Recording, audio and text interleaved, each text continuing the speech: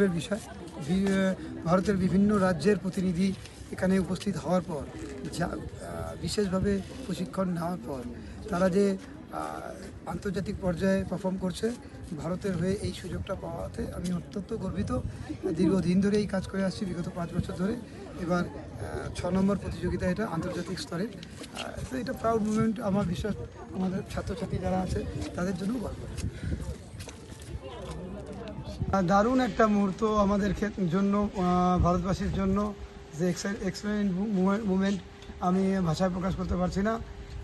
কারণ mayor cup 2026 যেটা নেপালে হলো, সেই নেপালের যে মেয়রের এবং এমআইসিদের সহযোগিতায় এই আজকের প্রোগ্রাম, সেখানে আমরা এসে ইন্ডিয়া থেকে বিভিন্ন রাজ্য থেকে এসে চ্যাম্পিয়ন হলাম।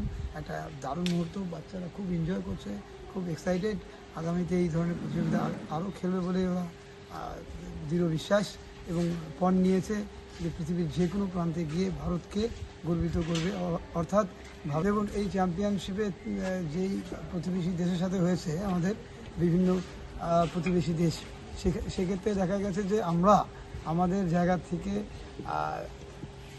7টা আপনার ট্রেডিশনালে এবং 9টা হচ্ছে রিদামিকে, আর 5টা হচ্ছে আপনার আর্টিস্টিকে। এইভাবেই আমরা কিন্তু র্যাঙ্ক করেছি। এটা একটা দারুণ ব্যাপার। এটার উপরে বেস করে আমাদের আরও ব্রোঞ্জ, সিলভার বিভিন্ন মেডেল এসছে। আমরা খুবই আনন্দিত, কারণ বাচ্চারা খুব ভালো ফল করেছে। অবশ্যই অশেষ ধন্যবাদ জানাই ভারতবর্ষের প্রধানমন্ত্রী শ্রী নরেন্দ্র মোদীজিকে।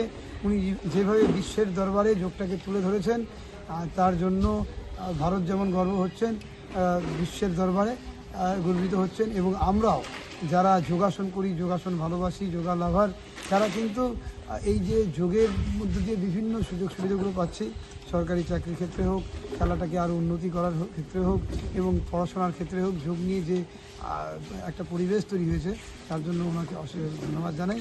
উনি যেন আমাদের সাথে থাকে, যোগটাকে যেন আরও